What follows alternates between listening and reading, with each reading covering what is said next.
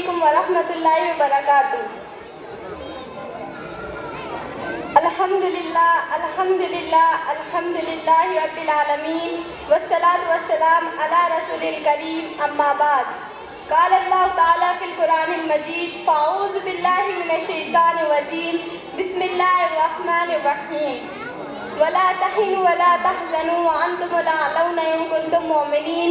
قال النبی صلی اللہ علیہ وسلم حب الوطن من الایمان، کہ ہم اپنی سانسیں تیرے نام کرتے ہیں، کہ ہم اپنی سانسیں تیرے نام کرتے ہیں، ہے وطن ہم تیری عظمت کو سلام کرتے ہیں۔ حضرت سامعین کرام و میری معزز ماں اور بہنوں، میری بڑی خوش قسمتی ہے کہ آج کے عظیم الشان اجلاس میں ہندوستان کا وفادار کون ہے کہ موضوع پر مجھے کچھ دیر لب کشائی کی جرات کرنے جا رہی ہوں۔ دراصل مجھے اس نازک موضوع پر لب کشائی کرنے پر کچھ حالات میں ابھار آئے۔ ہمارے کچھ برادران نے وطن کے دلخراش کلمات نے آج مجھے آمادہ کیا ہے کہ میں آپ کو حقیقی وفاداری سے واقف کراؤں اور حقیقی وفاداری کا راگ الاپنے والوں کے چہرے سے بھی پردہ اٹھاؤں۔ حضرت سامعین کرام، اس وقت عالمی اور ملکی حالت کے اعتبار سے انتہائی بدتر ہو چکی ہے۔ پوری دنیا کی تمام باطل طاقتیں اس بات پر اکٹھا ہو چکی ہیں کہ اسلام کے چراغ کو گل کر دیا جائے اور اسلام کی ضیاءپاشی سے دنیا کو محروم کر کے تاریکی کا نظام، ظلم و عدوان کا قانون، سرکشی اور اناج کا ماحول بربرے تو ظلم پرستی کا بازار گرم کر دیا جائے۔ لیکن حقیقت تو یہ کہ اگر دنیا کے اندر تاریکی پائی جاتی ہے تو تاریکی کو دور کرنے کے لیے آفتاب کی ضیاءپاشی بھی موجود ہے۔ اگر ظلم و عدوان کی باد سموم چلتی ہے تو اسے فروغ کرنے کے لیے رحمت و محبت کے بادل سے امن و محبت کا پیغام برستا ہے۔ تاریخ شاہد ہے کہ دنیا کے اندر جب اپنی انتہا کو پہنچتا ہے تو اللہ کی طرف سے ظالمانہ ماحول کو تبدیل کرنے کے لیے اور حقانیت کی سزا لگانے اور ملت کی ڈوبی ہوئی کشتی کو ساحل پر پہنچانے کے لیے انصاف اور انسانیت کے علمبردار وجود میں آتے ہیں۔ کہنے والے نے سچ کہا ہے کہ جب ظلم گزرتا ہے حد سے تو قدرت کو جلال آ جاتا ہے، کہ جب ظلم گزرتا ہے حد سے تو قدرت کو جلال آ جاتا ہے۔ فرعون کا سر جب اٹھتا ہے تو موسیٰ کوئی پیدا ہوتا ہے۔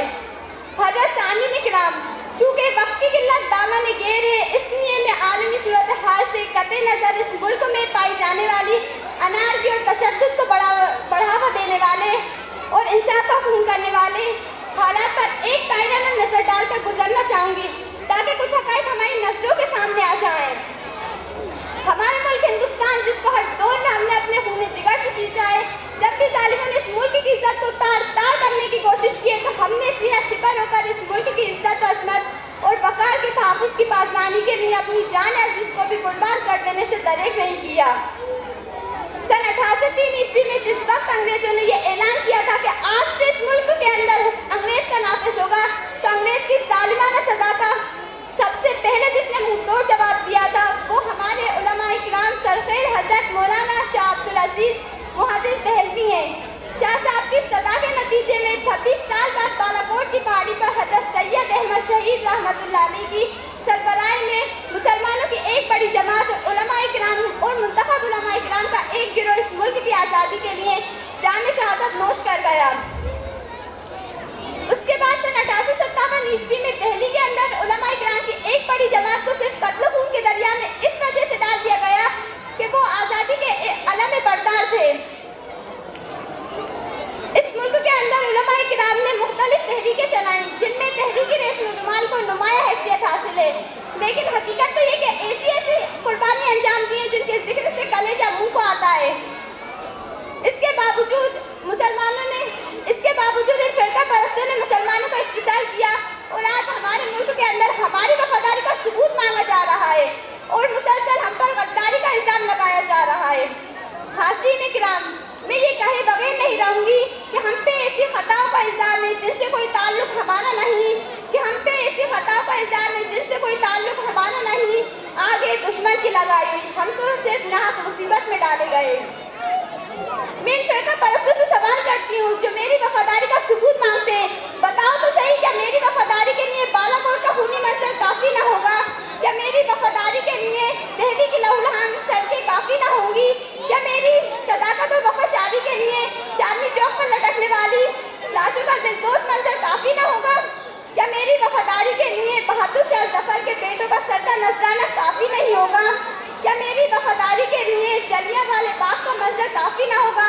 کیا ہماری وفاداری کے لیے شاملی کے میدان میں ہونے والا معرکہ جہاد ناکافی ہے؟